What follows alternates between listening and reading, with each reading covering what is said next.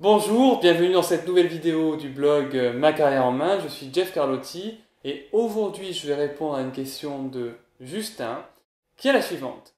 Justin m'a dit: Jeff, comment je fais si je suis dans deux processus de recrutement qui n'avancent pas à la même vitesse? Comment je gère la situation? Donc moi, je vais répondre à ta question, Justin, en faisant un petit peu différents cas. Premier cas, c'est tu vas au bout de l'entreprise 1, tu as une proposition d'embauche, mais tu n'es pas arrivé à la fin du processus de l'entreprise numéro 2.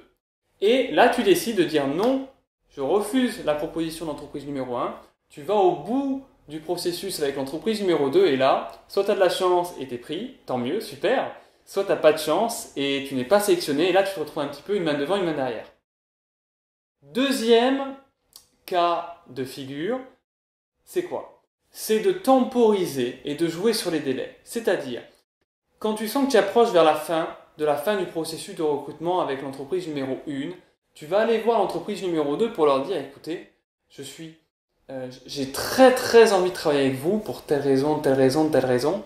Par contre, je suis embêté parce que je suis déjà dans un autre processus de recrutement qui est à un stade plus avancé. Qu'est-ce qu'on pourrait faire? Est-ce qu'il serait possible d'anticiper les entretiens futurs pour que je puisse prendre ma décision et décider d'y aller avec vous? Donc comme ça, c'est une marque d'intérêt supplémentaire que tu apportes à l'entreprise numéro 2. Tu te différencies également des autres candidats parce que tu prends les devants, tu es proactif, tu les contactes, etc., etc., etc.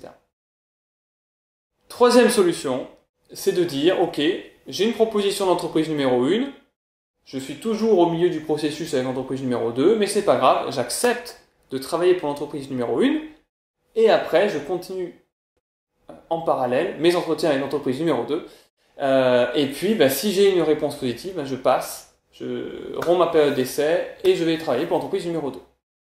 Donc voici 3 cas de figure que je te propose, Justin, il en existe sans doute beaucoup d'autres, mais voilà les 3 principaux auxquels j'ai pensé. Et ce qui est super important, c'est de garder en tête il faut que vous choisissiez un choix, que vous fassiez un choix qui vous corresponde à vous. Si typiquement, pour vous, rompre une période d'essai pour changer d'entreprise, vous le vivez mal parce que ça ne vous correspond pas, parce que vous avez une valeur respect qui est trop importante, le faites pas. Si par contre vous êtes un peu tête brûlée, que vous aimez prendre des risques et que vous êtes le plus efficace et que vous avez le plus de résultats quand vous êtes dos au mur, mais faites-le. Enfin, faites-le dans le sens, choisissez le choix numéro 1, où vous dites non à l'entreprise numéro 1, et puis vous donnez tout pour être sûr que ce soit vous qui obteniez le poste de l'entreprise numéro 2. Donc tout dépend de votre caractère. Et j'ai envie de dire, dans tous les cas, vous êtes gagnant, parce que quelque part, que ça se termine avec un travail à la clé ou pas, vous aurez eu une expérience de ce type de situation.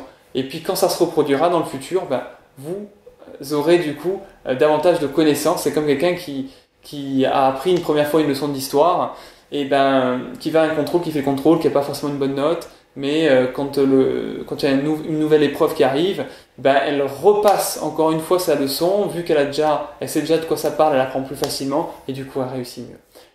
Je vous remercie de m'avoir écouté jusqu'ici, j'espère avoir répondu à ta question, Justin. Et puis j'ai envie de vous dire que vous êtes libre de vous abonner à ma chaîne YouTube en cliquant sur la petite vignette qui vient d'apparaître.